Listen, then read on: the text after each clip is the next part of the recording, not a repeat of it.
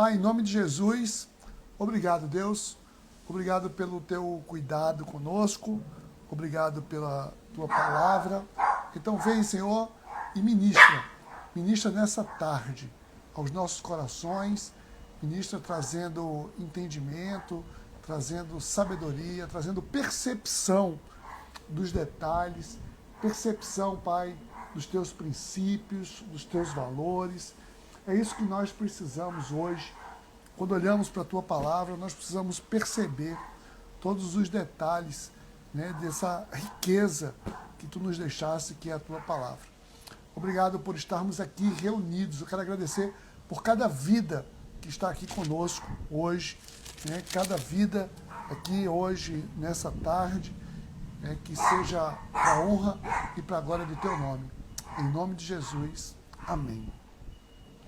Amém, gente. Olha só. Então vamos lá. Vamos seguir aqui para o capítulo 28.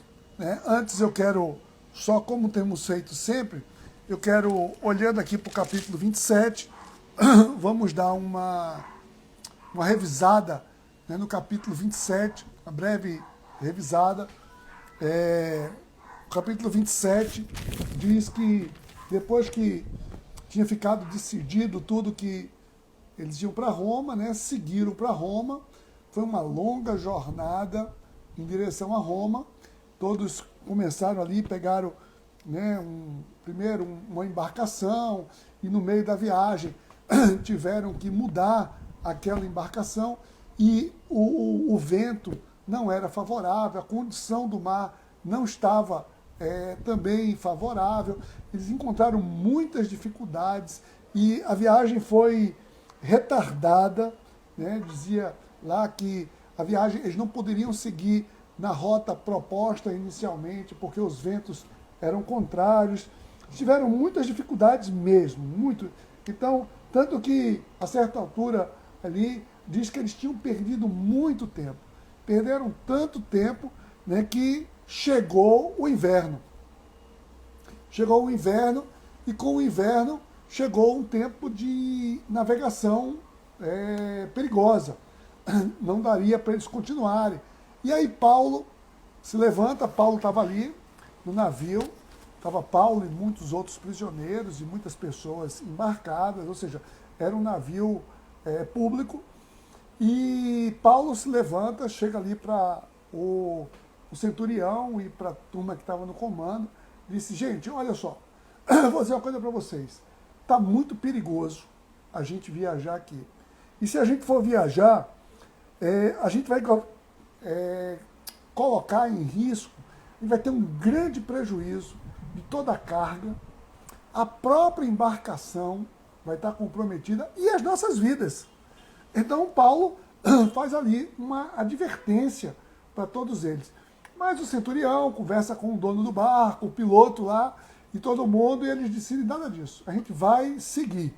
A gente vai seguir, e eles então partem, e inicialmente sopra um vento suave, eles pensam que, poxa, conseguimos partir, vai dar tudo certo, né? Mesmo saindo em um momento que não era adequado para a embarcação naquela região, né? A temporada de tornados e furacões e vendavais e tudo mais. E eis que veio uma grande tormenta, uma grande tempestade abateu sobre eles, e eles ficaram ali quase que desesperados e, né, tentaram jogar a carga, uma parte da carga, tentaram aliviar o peso do navio, as ondas gigantes batendo, o perigo muito grande, até que em um determinado momento, diz o texto, que eles desistiram. O texto diz que eles desistiram, perderam todas as esperanças de salvamento. Perderam todas as esperanças. Então, eles estavam ali no navio e não tinham mais esperança nenhuma de salvamento. Né? Isso, eu estou aqui ainda na revisão isso é capítulo 27 ainda. Viu? E aí, é quando Paulo tem uma visitação, Paulo está em oração, Paulo está como a gente deve estar em meio a uma tempestade, em meio a uma dificuldade, aos pés do Senhor.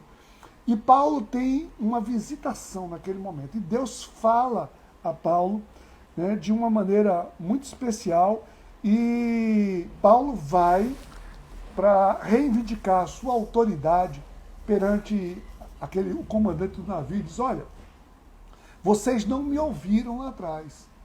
Vocês deveriam ter me ouvido. E olha no que é que deu. A gente está aqui, mas eu tenho uma boa nova para vocês. Deus, o Deus que eu creio, foi o que Paulo disse, o Deus a quem eu sirvo, o Deus a quem eu sigo, me disse que nós teremos sim problemas, mas nenhuma vida será perdida. Né? Paulo disse: não tenham medo, né? Não tenham medo. Ninguém aqui se perderá. Ninguém. E eles então seguiram e continuaram, né? E a tormenta foi muito grande, e diz o texto que já estavam ali 14 noites, e 14 noites onde eles não viam mais estrela, eles não viam sol. 14, olha só, imagina 14 dias de uma tempestade assim, né, terrível. E um determinado dia, alta madrugada, os marinheiros, né, começaram a ver e viram que estava assim, jogaram uma sonda, né, uma corda, e viram que tinha, né, uma determinada metragem lá. Eles viram 37 metros aproximadamente, depois colocaram de novo, deu 27, e disse: opa, a gente está se aproximando já da costa, esse navio vai bater. Estava muito escuro, era madrugada, estava muito escuro, e eles sabiam que aquela região ali era uma costa de pedras, né? E eles disseram: olha, a gente vai bater aqui, vai se despedaçar, e vai todo mundo morrer. Então os marinheiros, na surdina, tentaram escapar, tentaram baixar o barco salva-vidas para eles fugirem. Só que Paulo percebeu e chegou lá para o comandante e disse: ó, disse para o guarda, lá para o centurião: sem os marinheiros, vai todo mundo morrer. A gente vai precisar deles aqui para seguir. Então eles romperam as cordas, soltaram os barcos salva-vidas, impediram que os marinheiros fossem e ficaram ali orando, esperando a manhã chegar. E quando a manhã chegou, logo cedo, eles viram ali ao longo, viram uma praia, e diz que o barco bateu num banco de areia. O barco não, era um navio. Né? Um navio grande, que, olha só, quer ver? Ele tinha ali, ó, 276 pessoas. Era um navio grande. Então, o navio bate como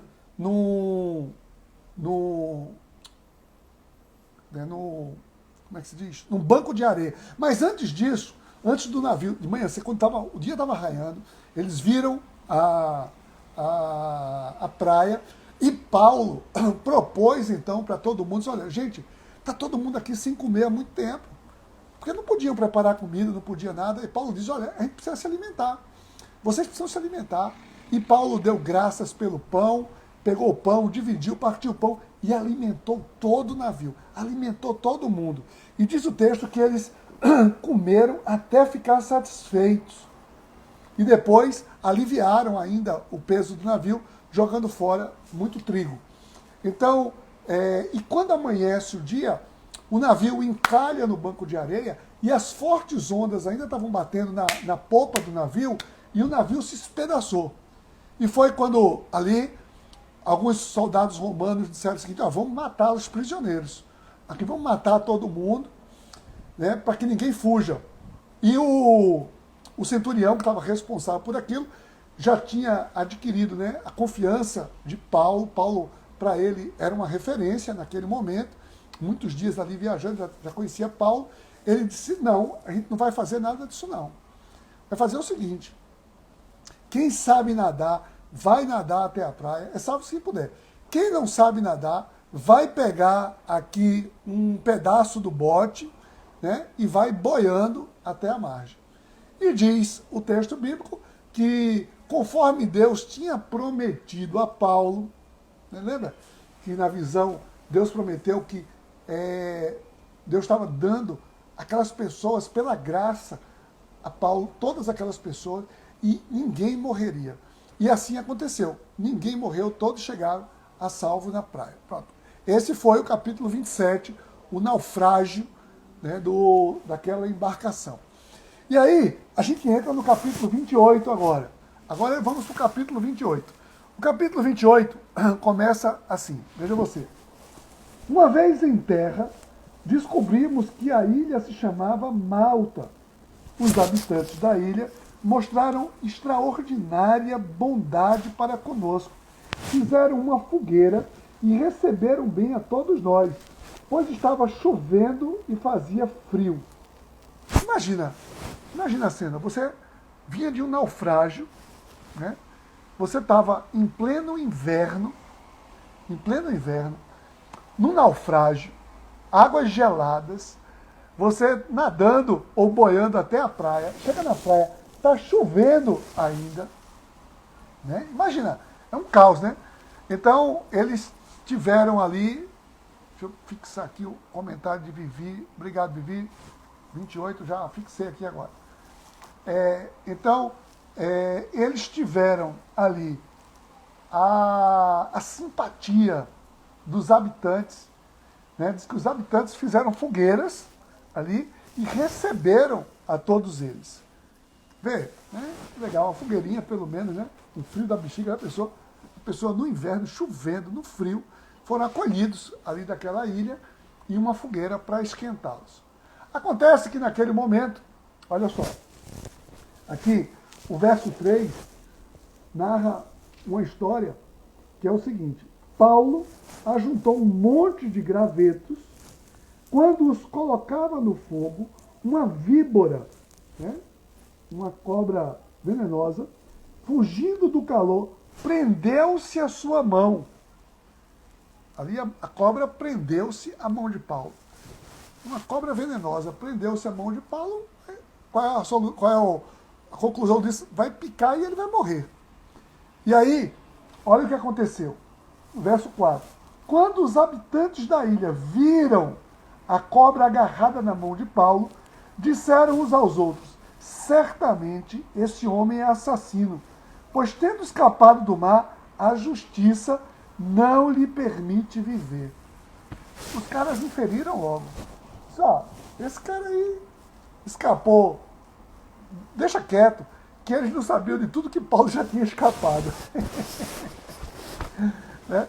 Eles pensavam aqui, vê, a turma de Malta, a turma ali da ilha de Malta, pensava que Paulo tinha escapado só daquele naufrágio.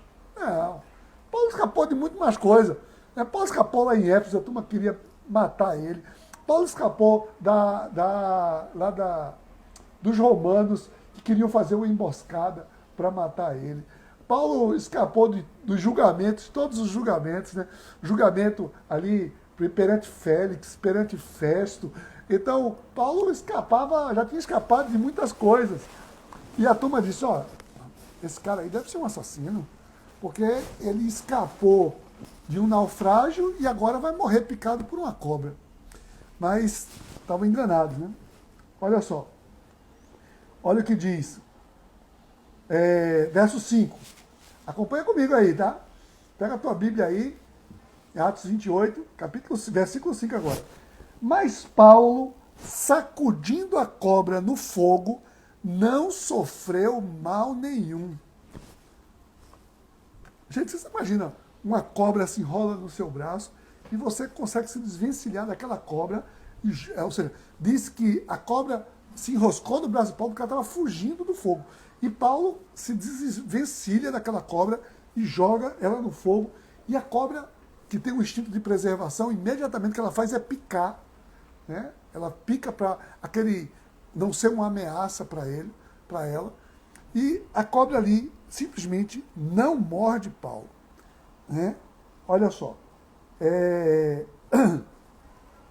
Não sofreu mal nenhum. Verso 6. Eles, porém, esperavam que ele começasse a inchar ou que caísse morto de repente. Mas tendo esperado muito tempo e vendo que nada de estranho lhe sucedia, mudaram de ideia e passaram a dizer que ele era um deus. Pessoal, a turma que estava julgando Paulo, dizendo que Paulo era um assassino e que ia morrer picado da cobra. Agora, dizendo, opa, esse cara é uma divindade. Se ele escapou do naufrágio, ele escapou da cobra peçonhenta, esse cara é um Deus. E a turma começou ali, né? Opa! Começou a reverenciar Paulo. Reverenciar. Veja bem, né? Verso 7. Próximo dali havia uma propriedade pertencente a Públio, o homem principal da ilha. Ele nos convidou a ficar em sua casa por 3 dias, bondosamente nos recebeu e nos hospedou. Vê. Ou seja, naquele momento, a fama de Paulo corre ali naquela ilha, né? Rapidamente. Só tem um cara aqui que o cara é o cara. O cara é uma divindade. Porque é o seguinte, aquela ilha, a ilha de Malta, aquela região, toda a região, Grécia e a região Macedônia, era um povo muito politeísta. Tá? Então, qualquer coisa que aparecesse, para ser uma divindade, era muito fácil. Era só mais um Deus. Tá? Então, eles endeusavam qualquer coisa que aparecia diante deles como sendo uma coisa extraordinária. Uma coisa extraordinária é um Deus qualquer. E aí, diz que, então, esse Públio, que era um cara importante, convidou eles para ficar na casa. Você imagina, o cara prisioneiro, Paulo estava indo junto com um monte de prisioneiro. Depois ele se torna um náufrago, e agora ele é levado para a casa do principal, ou seja, do manda-chuva da ilha. E aqui Lucas narra dizendo assim, né, que ele nos convidou para ficar em sua casa. Ou seja, Paulo não ficou em uma barraca qualquer, ficou na casa do principal da ilha. Eu não sei quem eram eles que ficaram, né? Lucas disse, ó, nós ficamos. Eu não sei quem mais ficou com Paulo ali, porque eram 276 pessoas, né? Então eu não acho que ficou todos os náufragos, não. Eu não sei. O cara era principal, não sei se o cara tinha um galpão, eu não sei. Mas eu só sei que ele diz assim, ele nos hospedou. Tá? Então aqui está dizendo que ele nos hospedou. Tá?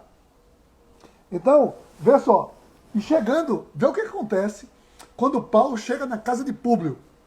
Vê só. Seu pai, versículo 8. Seu pai estava doente, acamado, sofrendo de febre e disenteria. Olha, Paulo estava com Lucas. Lucas era médico. Né? Lucas era médico.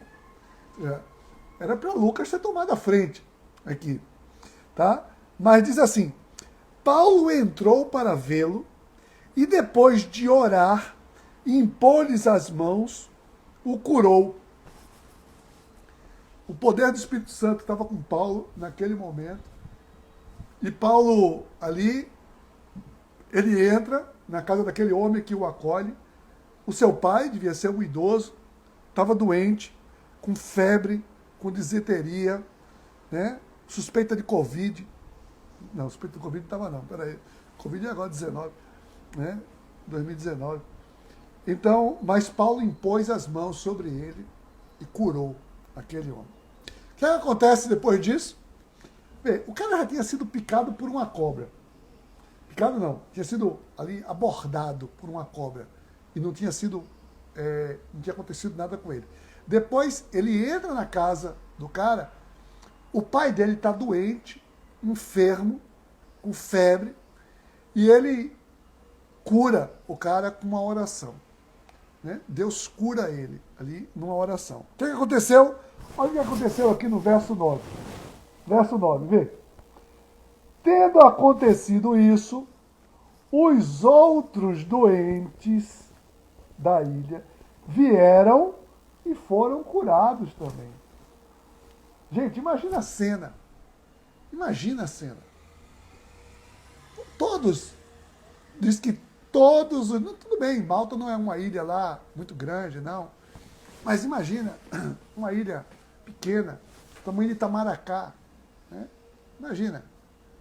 todos os doentes da ilha vão lá ao encontro, e diz o texto que todos ficaram curados. Todos foram curados. Olha que Deus maravilhoso. Então, aí diz o verso 10, eles nos prestaram muitas honras. E quando estávamos para embarcar, forneceram-nos os suprimentos de que necessitávamos. Gente, lembra-se que a turma ali, a turma toda era náufrago. Ou seja, eles não tinham mais nada. Eles não tinham mais nada, não tinham roupa, não tinha sapato, não tinha comida, eles não tinham nada. Mas Deus, naquele momento, Deus, ele derrama do seu dom ali, para que, através desse derramamento do dom, Deus permitisse que a generosidade daquele povo trouxesse todo o suprimento necessário para aquele povo, para os tripulantes, para todo mundo. Já pensou o que é a ação de Deus, o maná de Deus aqui, como é que Deus faz as coisas? Ou seja, de cara, porque Deus podia fazer o seguinte, Deus podia mandar um cesto caindo do céu assim e vir cheio de mantimento, mas não, ele fez uma obra completa. Ele fez o seguinte, olha, eu vou fazer o seguinte, você vai, você cura ali, as pessoas são restauradas e ainda as pessoas vão ser despreendidas e vão abençoar. Olha que coisa linda. Não é lindo isso? Esse agir de Deus? Então, é isso. O dom de Deus é para isso. O dom que Deus dá é isso. É para que haja essa sinergia, que haja esse movimento. Não é para que alguém seja poderoso, para que Paulo fique lá, erga uma estátua. Não. É para que haja essa cadeia toda, ela possa se movimentar. Eu fico assim, maravilhado com isso aqui. Isso aparentemente é um texto que, se a gente fosse lendo aqui rapidamente, conta apenas a história do naufrágio, e a gente percebe aqui o agir de Deus. Deus agindo aqui na vida daquele povo todo, de todo mundo, dos moradores da ilha, dos náufragos, na vida de todo mundo. Deus agiu ali naquele instante. E aí vamos lá, vamos seguir. Estamos no verso 11 agora, verso 11. Vê só. Passados 3 meses, então eles ficaram 3 meses naquela ilha. 3 meses era o tempo aproximadamente para quê? Para passar o inverno, passar aquele inverno todo, voltar à temporada de navegação, porque os navios ali, naquela época, eram navios de vela, eram navios rústicos, não eram navios que enfrentam tempestades e coisas não, navios rústicos. Olha só, então, passados 3 meses, embarcamos no navio que tinha passado o inverno na ilha. Tá vendo? O navio estava lá durante o inverno e ficou, não saiu. Tá? Era um navio alexandrino, ia para aquela região ali, comércio dali da Alexandria, daquela região, que tinha por emblema os deuses gêmeos Castor e Pólux. Aportando em Siracusa, ficamos ali 3 dias. Dali partimos para Régio. No dia seguinte, soprando o vento sul, prosseguimos, chegando a Puteoli, no segundo dia. Aqui, gente, isso aqui quem não sabe, essa região aqui, eles já contornaram, sabe, a Itália não é aquela bota, né? Tem uma botazinha, assim, né? O mapa da Itália é uma bota.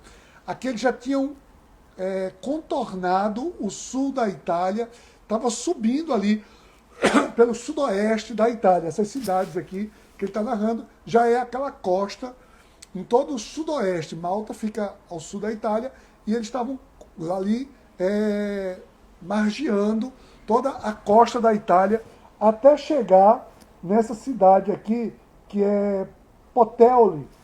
Essa Puteoli hoje é uma cidade lá da Itália, que eu pesquisei aqui, é Pozzuoli. Sei lá, não sei como é que isso pronuncia-se não, mas italiano, Pozzuoli. Esse Pozzuoli é na Baía de Nápoles, ou seja, já está chegando próximo de Roma.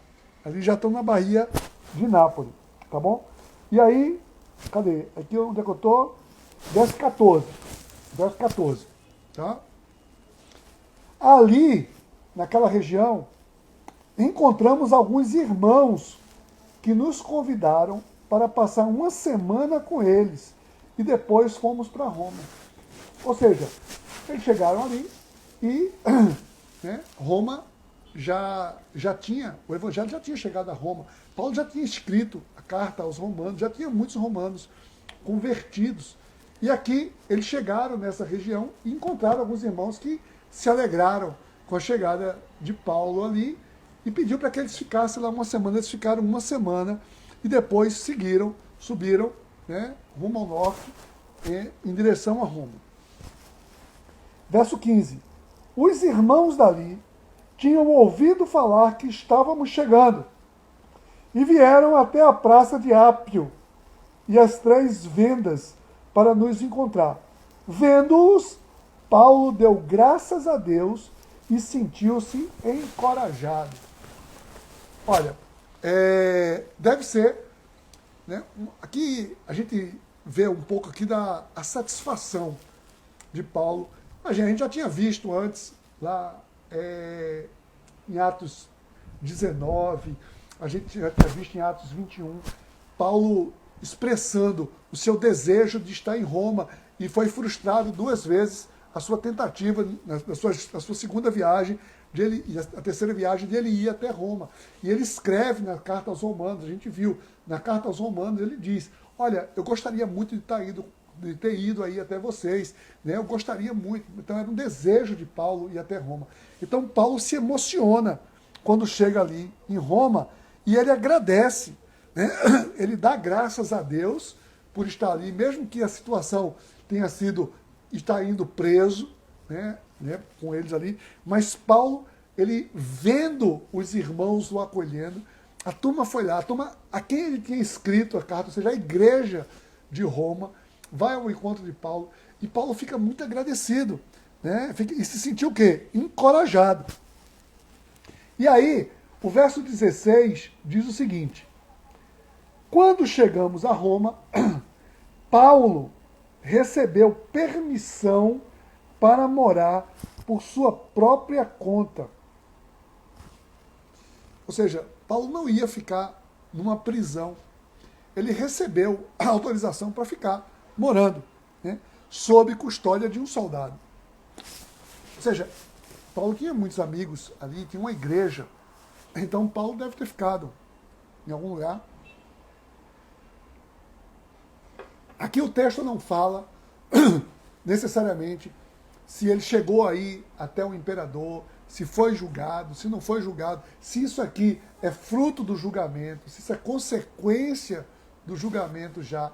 Mas o fato é que, muito provavelmente, Júlio, que era o centurião que estava responsável por todos os prisioneiros e por Paulo, Júlio se afeiçoou a Paulo de alguma maneira. Muito provavelmente também a carta que veio, né, deve ter seguido. Eu não sei se a carta que veio para o imperador veio com Júlio, ela entrou no naufrágio também, né, não seguiu.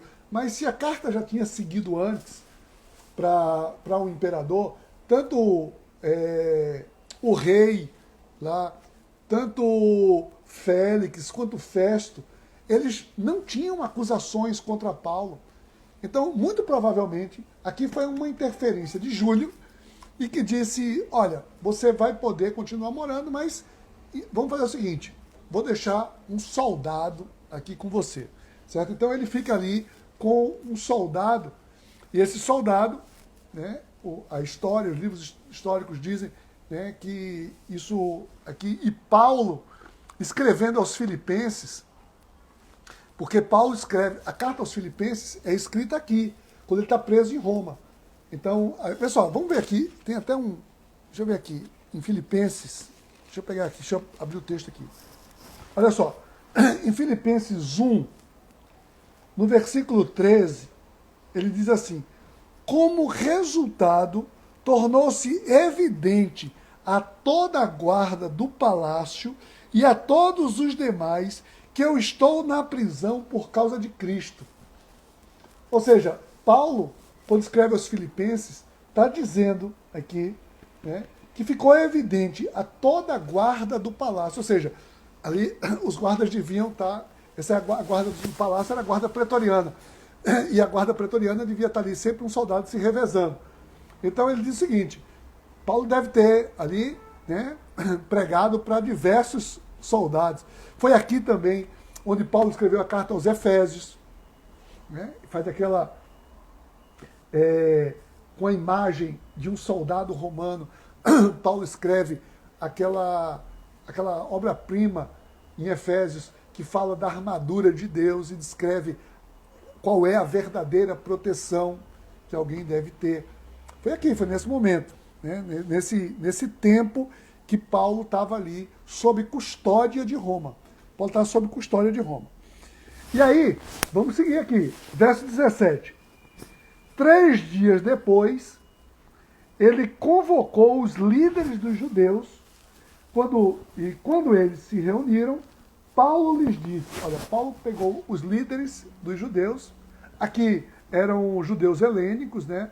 Judeus que estavam muito distantes da Judéia e que, enfim, não eram judeus que tinham aquele legalismo farisaico, né? Eram judeus que estavam ali, muitos deles eram judeus prosélitos, ou seja, eram pessoas ali de Roma que simpatizantes ao monoteísmo. Então o judaísmo, ele cresce em Roma também com muitos prosélitos, com muitas pessoas que se tornam judeus.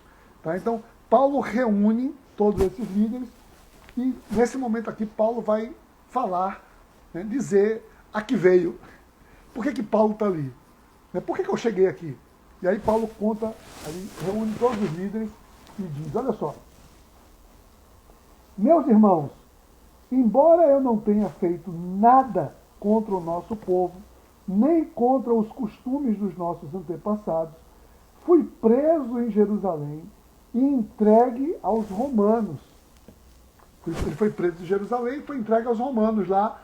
Lembra que a gente viu lá atrás, quando o comandante lá prendeu ele, levou ele para o governador lá, que era Félix na época, depois Félix, 2 anos depois, Félix saiu, entrou Festo, né, e ele ficou preso, né, foi entregue aos romanos. Eles me interrogaram e queriam me soltar, porque eu não era culpado de crime algum que merecesse pena de morte.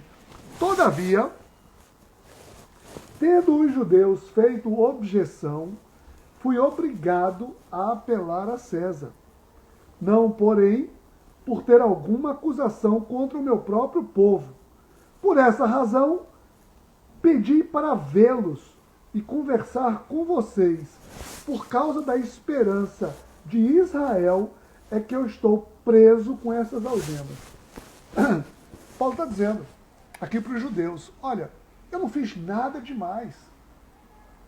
E eu estou sendo preso, eu fui preso e fui entregue aos romanos, sabe por quê? Por causa da esperança de Israel. Qual é a esperança de Israel? Qual é a grande esperança de Israel? A grande esperança de Israel é a vinda do Messias. Essa é a grande esperança de Israel. É a redenção. Então, Paulo diz aqui, olha, é por causa da esperança de Israel. Então, né, Paulo ali conversou com eles, né, falou muito tempo com eles aqui. Verso 21, né, a gente já está aqui no verso 21.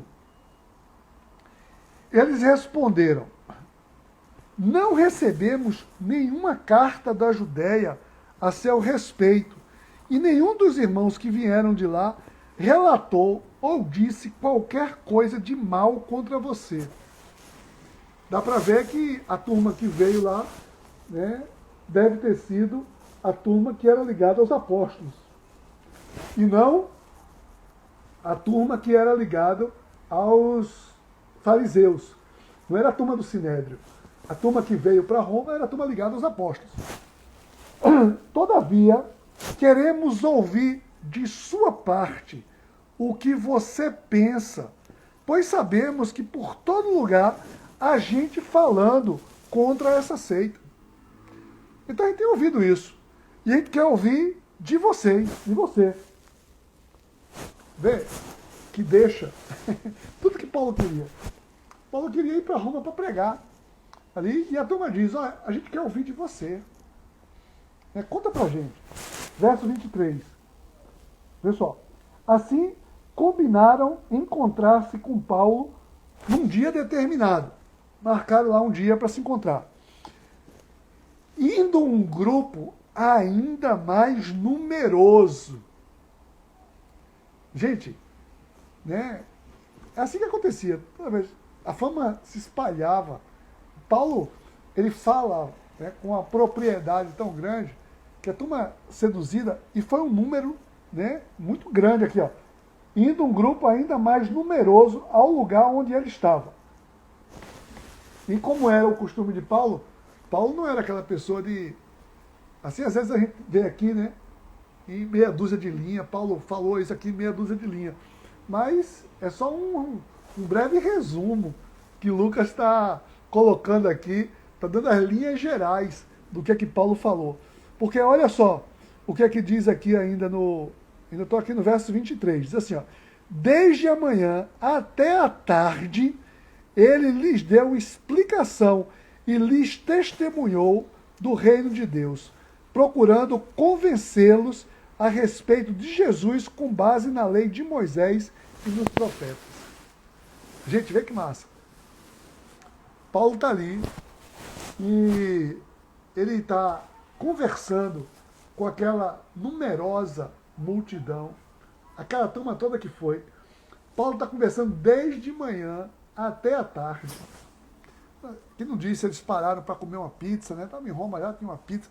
Eles pararam para comer alguma coisa. Nada, não diz nada. Pode até ter parado para comer e continuar conversando. Mas diz que ele ficou de manhã até a tarde. Ou seja, foi o dia todo. Ele marcou um dia para ficar falando.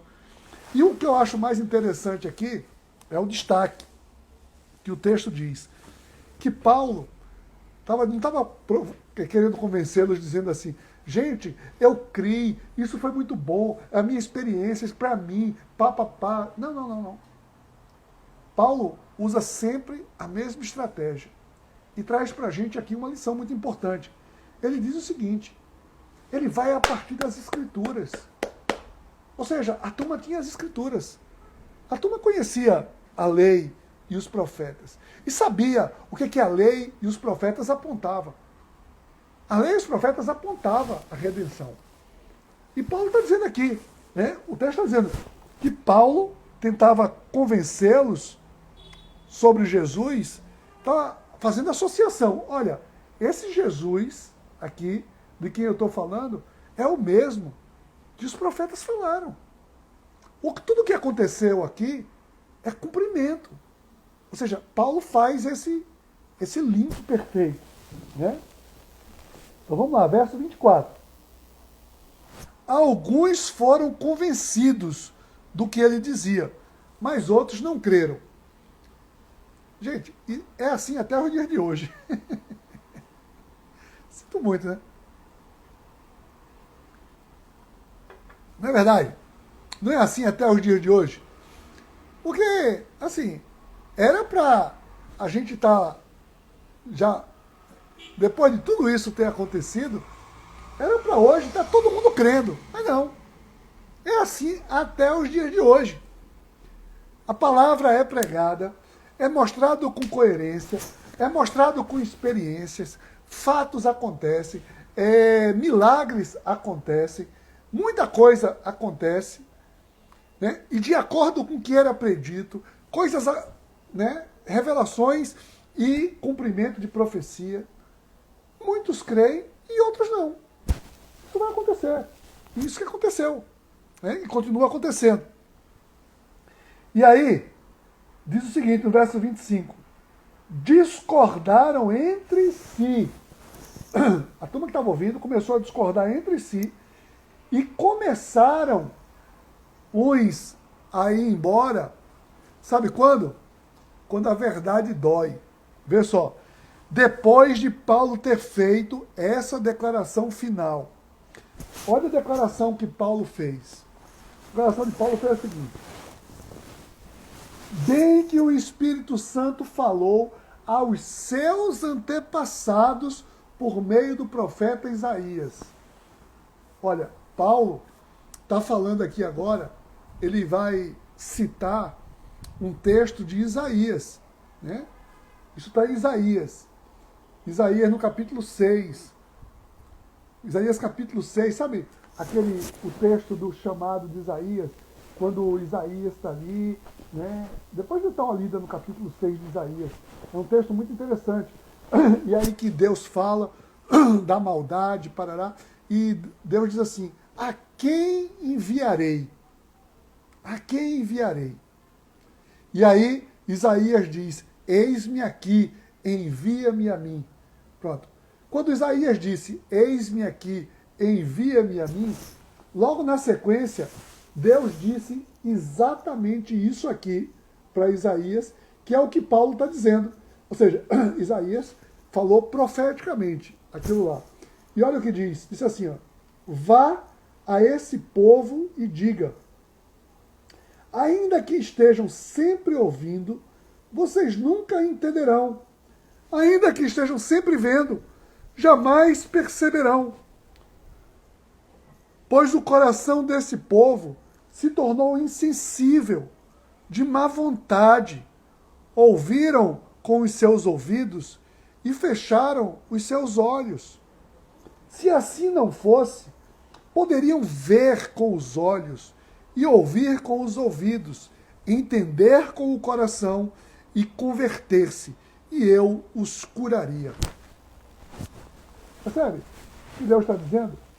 Ele está dizendo, olha, a questão é o seguinte, a turma vai ver, vai ouvir e vai continuar com o coração duro.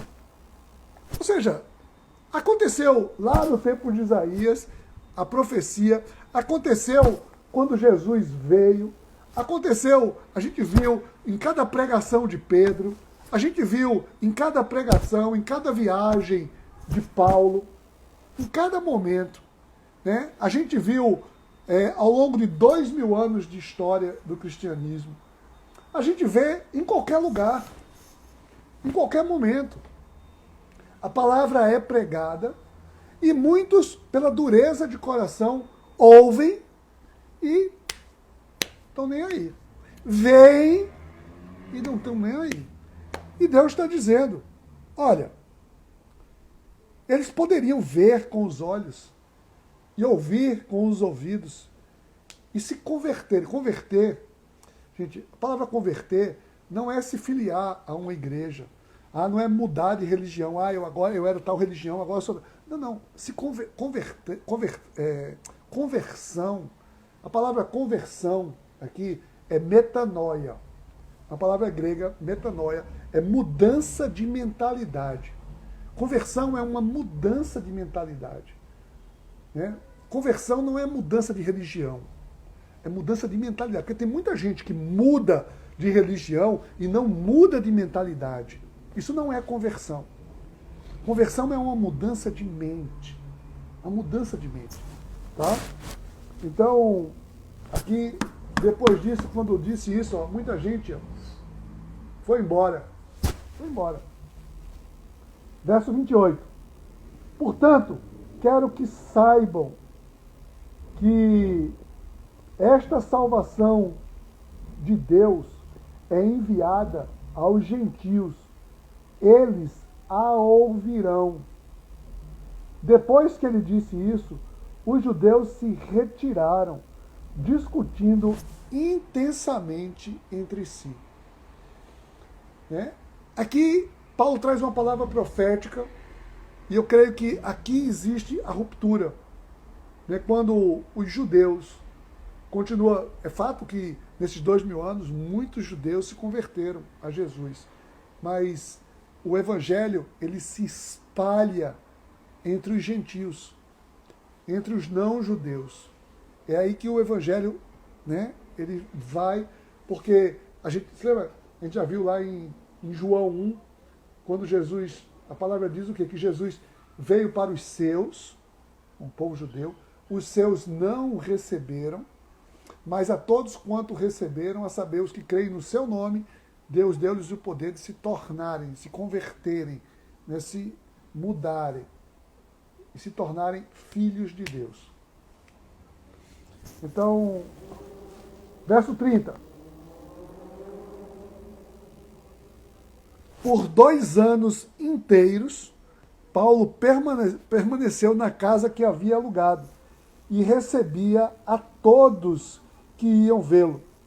Pregava o reino de Deus e ensinava a respeito do Senhor Jesus Cristo, e abertamente e sem impedimento algum.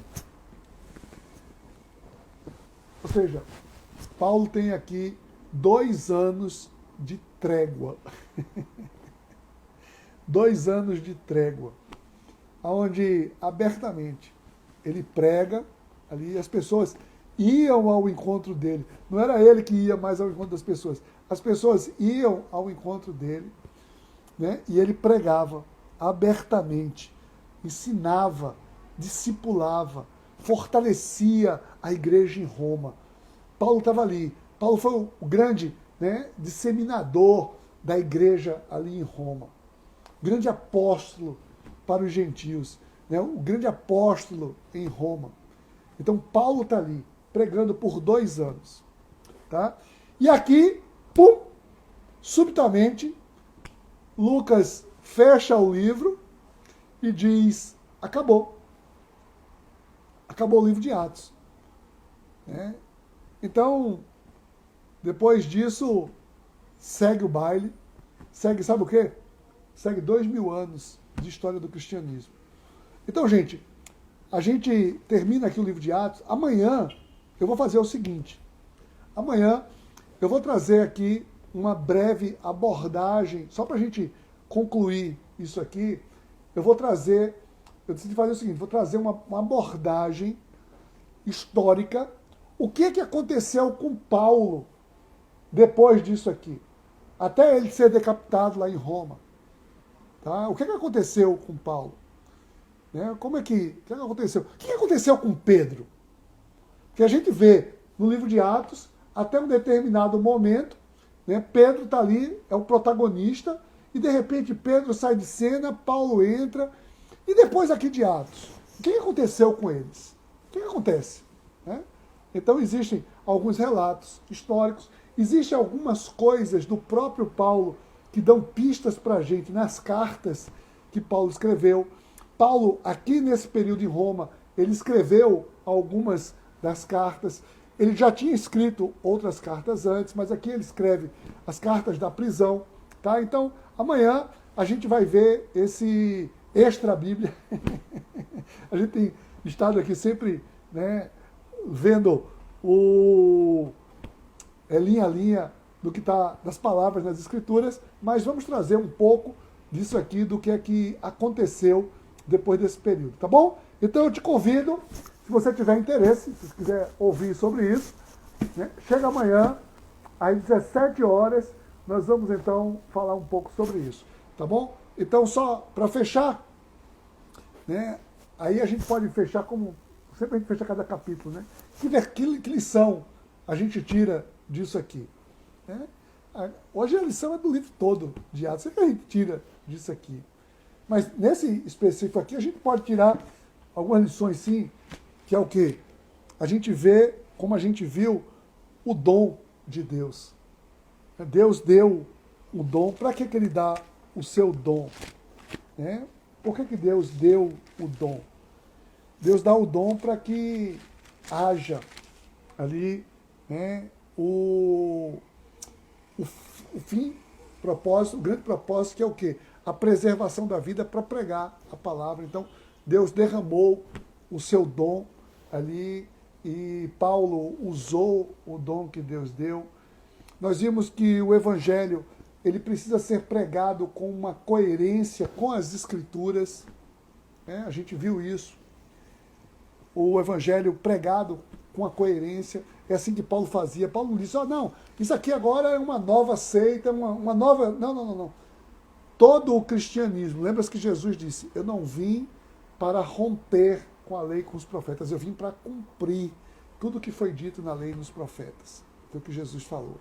Então, Paulo diz, olha, Paulo ensinava Jesus ali a partir das escrituras do Antigo Testamento. Então, essa referência cruzada é essencial para o nosso entendimento. Tá bom? Então, essas são algumas lições, mas amanhã a gente vai ver, né? Sabe aquele filme, quando você assiste o filme, né? Quando termina o filme, aí diz assim, e depois o personagem tal, aconteceu isso, e foi não sei para onde, ou fulano de tal, tá até os dias de hoje, não sei aonde, fazendo não sei o quê. Não tem aquela historinha assim, ao final de um filme? Então pronto, amanhã a gente vai fazer esse epílogo aí, né? Essa parte final, dizendo um pouco do que aconteceu com eles. Tá bom, gente? Então, olha, um beijo no coração de todos vocês, vamos orar. Pai, em nome de Jesus, diante do teu cuidado que nós estamos, gratos por essa palavra, gratos, Senhor Deus, porque a tua palavra traz a cada um de nós uma certeza da tua ação em toda a história. Tu és o Senhor que se move em toda a história. Deus traz a cada um de nós a alegria de abrirmos os nossos olhos, abrirmos os nossos ouvidos. Não queremos estar alheio a tudo isso. Nós queremos estar atentos a tudo isso e glorificar o teu santo nome. Obrigado, Pai. Em nome de Jesus. Amém.